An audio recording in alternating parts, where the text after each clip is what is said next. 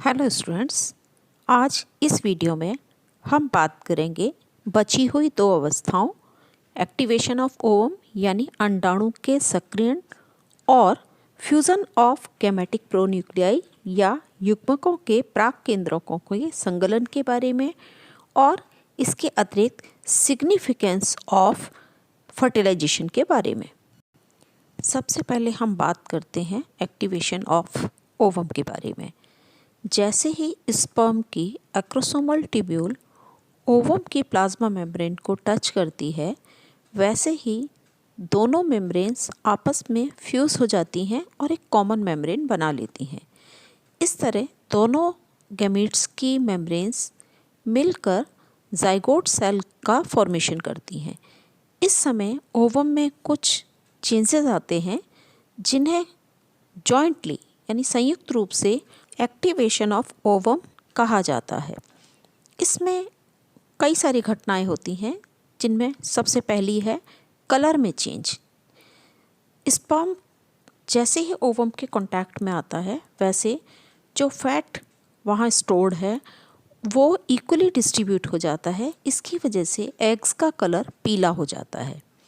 Second है formation of fertilisation कोन या निषेचन शंकु का निर्माण।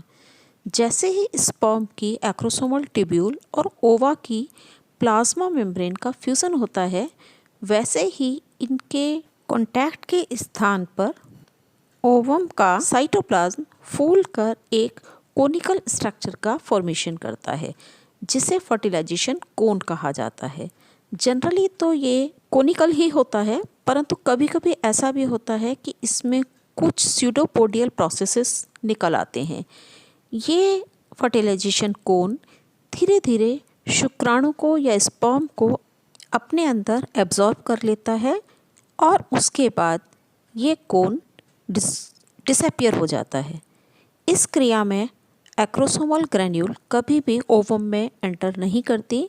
ओवम में स्पर्म का न्यूक्लियस, मिडिल पीस, माइटोकॉन्ड्रिया और प्रॉक्सिमल सेंट्रियोल ही एंटर करते हैं। एक्टिवेशन ऑफ ओवम की अगली सब स्टेज है cortical reaction and formation of fertilization membrane.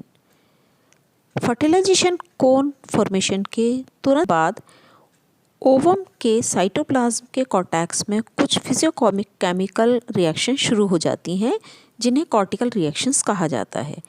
ये रिएक्शंस अलग अलग जंतु के समूहों में अलग अलग तरीके की होती हैं और लास्ट में ये फर्टिलाइजेशन मेम्ब्रेन का निर्माण करती हैं और वहाँ पर ये प्रक्रिया समाप्त हो जाती है। स्पर्म के कॉन्टैक्ट प्लेस से ही ओवम के कॉर्टिकल लेयर में present cortical granules plasma membrane के साथ फ्यूज़ हो जाते हैं और फट जाते हैं, जिससे इनमें उपस्थित एंजाइम, स्ट्रक्चरल प्रोटीन और कुछ म्यूकोपॉलीसेकेराइड्स फ्री होते हैं और इसे कॉर्टिकल रिएक्शन कहते हैं। ओवम के एक्टिन का पॉलीमराइजेशन शुरू हो जाता है। फर्टिलाइजेशन कोन से स्पर्म को अपने अंदर खींच लिया जाता है और मेल सेंट्रोसोम के पास बनी माइक्रोट्यूब्यूल स्पर्म के मिडिल पीस को मैटरनल प्रोन्यूक्लियाई से फ्यूज़न के लिए अंदर की तरफ खींचते हैं। कॉर्टिकल ग्रेन्यूल से फ्री हुए एंजाइम ओवम की डॉर्सल सरफेस पर मौजूद स्पर्म रिसेप्टर ग्लाइकोप्रोटीन को मॉडिफाई कर देता है, जो दूसरे स्पर्म की एंट्री को रोक देता है। कॉर्टिकल ग्रेन्यूल से फ्री ट्रिप्सिन एंजाइम ओवम की प्लाज्मा मेम्ब्रेन और विटेलाइन मेम्ब्रेन के बीच में उपस्थित बॉन्ड्स को तोड़ देते हैं, जिससे विटेलाइन मेम्ब्रेन प्लाज्मा मेम्ब्रेन से फ्री हो जाती है।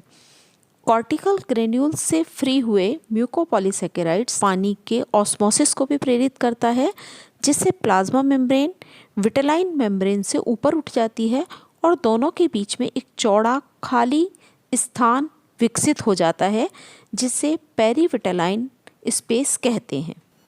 साथ ही कॉर्टिकल ग्रेन्यूल्स के द्वारा सीक्रेट होने वाला पर ऑक्सीडेज एंजाइम विटेलाइन मेम्ब्रेन में प्रेजेंट प्रोटीन के टायरोसिन एंड्स को क्रॉस बंध बनाने के लिए प्रेरित करता है, जिससे विटेलाइन मेम्ब्रेन मोटी हो जाती है, जिसे फर्टिलाइजेशन मेम्ब्रेन कहा जाता है। और लास्ट में पेरिविटालाइन स्पेस में हाइलाइन लेयर का फॉर्मेशन हो जाता है जो पॉलीस्पर्मी को रोकता है। फर्टिलाइजेशन मेम्ब्रेन का फॉर्मेशन ओवम की प्लाज्मा मेम्ब्रेन के बाहर होता है। ये फर्टिलाइजेशन मेम्ब्रेन बाद में आने वाले स्पर्म्स की एंट्री को रोक देती है, लेकिन मैमल्स में फर्टिलाइजेशन मेम्ब्रेन का फॉर्मेशन नहीं होता है। स्पर्म के प्रवेश के साथ साथ ओवम के साइटोप्लाज्म में बहुत सारी मेटाबॉलिक एक्टिविटीज़ भी शुरू हो जाती हैं, जिनमें पहले जो प्लाज्मा मेम्ब्रेन है वो पानी, एथिलीन, ग्लाइकोल फॉस्फेट और पोटेशियम आयंस के लिए ज़्यादा परमिएबल हो जाती है। प्लाज्मा मेम्ब्रेन की इलेक्ट्रिकल पोटेंशियल भी बदल जाती है, पहले ये पॉजिटिव और बाद में नेगेटिव हो जाता है। स्पर्म के प्रवेश के साथ ही एडेनाइल साइक्लेज एंजाइम ज़्यादा सक्रिय हो जाता है और 3-5- साइक्लिक AMP का फॉर्मेशन करता है, जो ज़्यादातर मेटाबॉलिक एक्टिविटीज़ को सक्रिय करता है। फर्टिलाइजेशन के समय ओवम में डिफरेंट पॉजिटिव आयंस जैसे सोडियम, पोटेशियम, कैल्शियम, इन सब की कंसंट्रेशन बढ़ जाती है जो मेटाबॉलिक एक्टिविटीज़ के लिए इम्पॉर्टेंट होते हैं। फर्टिलाइजेशन के समय NAD काइनेज एंजाइम एक्टिवेट हो जाता है और ये को एंजाइम NAD से NADP या NADPH का फॉर्मेशन करता है। NADP और NADPH बहुत सारी सिंथेटिक एक्टिविटीज़ को प्रमोट करते हैं। फर्टिलाइजेशन के समय रेस्पिरेशन की रेट बढ़ जाती है, जिससे भोज्य पदार्थों के ऑक्सीडेशन की दर भी बढ़ जाती है। निषेचन के बाद में प्रोटीन संश्लेषण या प्रोटीन सिंथेसिस की रेट बढ़ जाती है। उसके अलावा उसके तुरंत बाद पॉलीसेकेराइड के ब्रेकडाउन की दर में भी बढ़ोतरी हो जाती है। और जो सबसे इम्पॉर्टेंट घटना घटती है निषेचन के बाद, वो है ओवम में क्लीवेज या समसूत्री विभाजन या माइटोसिस की शुरुआत हो जाती है। फर्टिलाइजेशन होते ही DNA के सिंथेसिस की रेट बढ़ जाती है, यानी DNA का सिंथेसिस ज़्यादा होने लगता है। स्पर्म अपना प्रॉक्सिमल सेंट्रियोल ओवम में एंटर करा देता है, जो डिवीज़न के लिए एस्ट्रल रेस का फॉर्मेशन करता है और इस तरह स्पर्म के एंट्री के साथ ही ओवम में विभाजन शुरू हो जाता है, या हम कह सकते हैं कि स्पर्म की एंट्री ओवम में डिवीज़न को प्रेरित करती है। इस डायग्राम में फर्टिलाइजेशन के कंप्लीट प्रोसेस को समझाया गया है, जिसमें स्पर्म के ओवा के कांटेक्ट में आने से लेकर स्पर्म के ओवम में पेनिट्रेशन तक को बहुत अच्छी तरीके से प्रेजेंट किया गया है। फर्टिलाइजेशन की लास्ट सब स्टेज है फ्यूजन ऑफ गैमेटिक प्रोन्यूक्लियाई या युग्मकों के प्राक केंद्रकों का संगलन। फर्टिलाइजेशन के समय स्पर्म का हेड और मिडिल पीस ही ओवम में एंटर करता है और इस समय स्पर्म का न्यूक्लियस आगे की तरफ और माइटोकॉन्ड्रिया और सेंट्रियोल पीछे की तरफ उपस्थित होते हैं। लेकिन शुक्राणु जैसे ही फर्टिलाइजेशन कोन से आगे जाता है, ये 180 डिग्री पर घूम जाता है, जिससे माइटोकॉन्ड्रिया और सेंट्रियोल आगे की तरफ आ जाते हैं और न्यूक्लियस पीछे चला जाता है। इस समय स्पर्म का न्यूक्लियस फूल जाता है और ये इंटरफेज में आ जाता है और इसे अब मेल प्रोन्यूक्लियस या नर प्राक केंद्रक कहते हैं।